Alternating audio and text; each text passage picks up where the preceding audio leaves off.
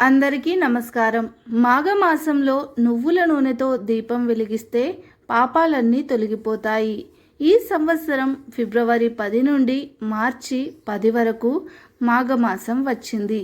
ఈ మాఘమాసం నెల అంతా ఒక్కో రోజుకి ఒక్కో ప్రాముఖ్యత ఉంటుంది.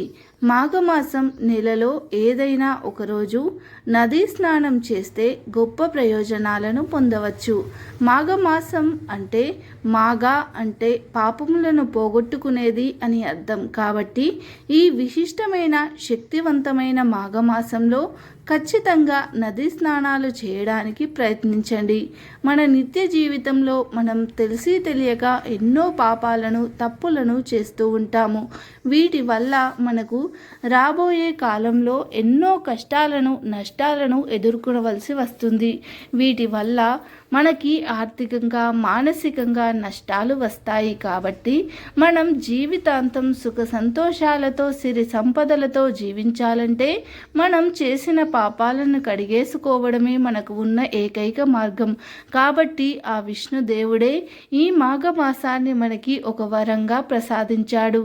విష్ణుదేవుడు ప్రసాదించిన ఈ వరాన్ని మనం దుర్వినియోగం చేసుకోకుండా ఖచ్చితంగా ఒక్కరోజైనా నదీ స్నానం చేయాలి. మీ ఇంటి దగ్గరలో ఏదైనా నదులు ఉంటే రోజు నదీ స్నానం చేయడానికి ప్రయత్నించండి. ఈ మాఘమాసంలో నదిలో ఉన్న నీరంతా అమృతంగా మారుతుందట. కాబట్టి ఈ నదుల్లో మనం స్నానం ఆచరించడం వల్ల మనం చేసిన పాపాల నుండి విముక్తి చెందుతాము. అలాగే విష్ణుదేవుని అనుగ్రహంతో సుఖ సంతోషాలతో జీవించవచ్చు. ఇంతటి విశిష్టత ఉన్న ఈ మాఘమాసంలో ఖచ్చితంగా ఏదైనా నదిలో స్నానం ఆచరించండి. కానీ చాలామంది అనారోగ్యంతో బాధపడే వాళ్ళు కూడా ఉంటారు. వాళ్ళు నదుల దగ్గరికి వెళ్ళి స్నానం చేయలేరు. అలాంటి వారు మాత్రం ఇంట్లో స్నానం చేసే నీటిలో కొంచెం గంగా జలాన్ని కలుపుకొని గంగా నది, కావేరీ నది, కృష్ణా నది ఇలా మీకు తెలిసిన శక్తివంతమైన నదుల పేర్లను తలుచుకుంటూ స్నానం చేసుకోవచ్చు. ఈ నియమం అందరికీ వర్తించదు. ఇది కేవలం వృద్ధులకు మరియు పిల్లలకు మాత్రమే వర్తిస్తుంది. ఈ మాఘమాసంలో నదీ స్నానానికి ఎంత శక్తి ఉందో ఇంట్లో వెలిగించే దీపానికి కూడా అంతే శక్తి ఉంటుంది.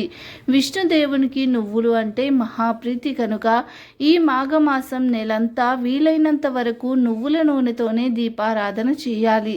సాధారణంగా మన హిందువుల విశ్వాసం ప్రకారం అన్ని నూనెల కంటే శ్రేష్టమైనది ఆవు నెయ్యి.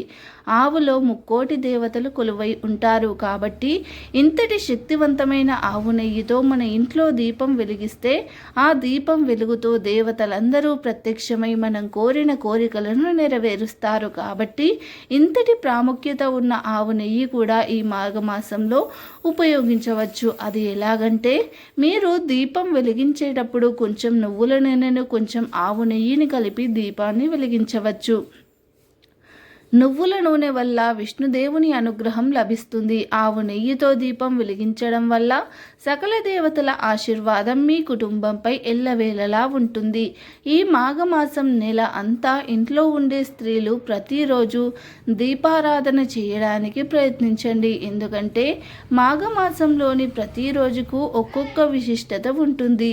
ఈ మాసంలో ఇంట్లో ఒక దీపం వెలిగించడం వల్ల ముక్కోటి దేవతలు మన ఇంట్లో ప్రత్యక్షమై మన ఇంట్లోనే నివసిస్తారు. తద్వారా మనపై దేవతల ఆశీర్వాదం ఎల్లప్పుడూ ఉంటుంది. ఈ మాఘమాసంలోనే చాలామంది దేవతలు జన్మించారు. కాబట్టి ఈ మాఘమాసానికి చాలా విశిష్టత ఉంది.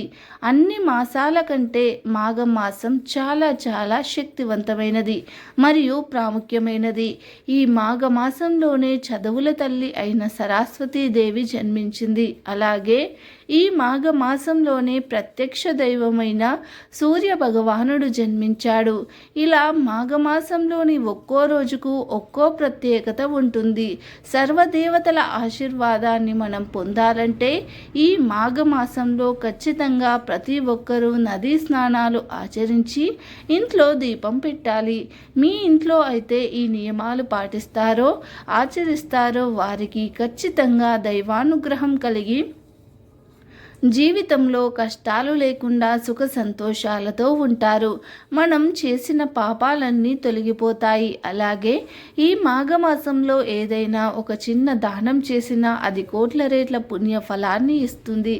ముఖ్యంగా ఈ మాఘమాసంలో ఎవరికైనా నువ్వులు దానం చేస్తే చాలా మంచిది. అలాగే మీ తాహతుకు తగినట్లు అన్నదానం చేస్తే మీకు రాబోయే తరతరాలు అంతులేని ఐశ్వర్యంతో జీవిస్తారు. ఒక బ్రాహ్మణుడికి నువ్వుల ఉండలు దానంగా ఇవ్వండి. ఇలా చేస్తే చాలా మంచిది. మాఘమాసంలో ముఖ్యంగా ఎరుపు, పసుపచ్చ రంగులో ఉండే దుస్తులను ధరించండి. ఈ రంగులు మన జీవితంలోకి అదృష్టాన్ని తీసుకువస్తాయి. ఎట్టి పరిస్థితుల్లోనూ ఈ మాఘమాసంలో నలుపు రంగు వస్త్రాలు వేసుకోకండి.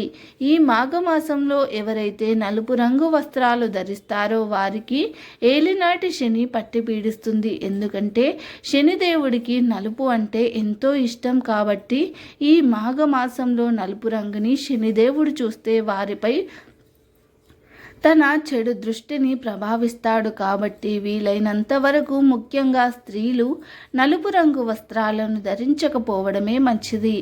మాఘమాసంలో వచ్చే ప్రతి ఆదివారం ఇంకా శక్తివంతమైనది. ఎందుకంటే సూర్యదేవుడు మాఘమాసంలోనే జన్మించాడు. కాబట్టి సూర్యుడికి ఇష్టమైన ఆదివారం రోజున మనం సూర్యదేవుడిని ప్రార్థిస్తే తరతరాలకు తరగని ఐశ్వర్యం మనకు సొంతం అవుతుంది. ఈ మాఘమాసంలో మొత్తం 4 ఆదివారాలు ఉన్నాయి. ఈ 4 ఆదివారాల్లో ఇంట్లో ఉండే స్త్రీలు పొద్దున్నే లేచి తల స్నానం చేసి సూర్యునికి నమస్కారం చేసుకొని సూర్య భగవానునికి ఆర్జ్యం సమర్పించాలి. ఆర్జ్యం అంటే ఒక రాగి చెంబును తీసుకుని దాని నిండా నీటిని నింపి తూర్పు వైపు తిరిగి సూర్యుడిని చూస్తూ నీటిని జారవిడవాలి. దీన్ని ఆర్జ్యం అని అంటారు.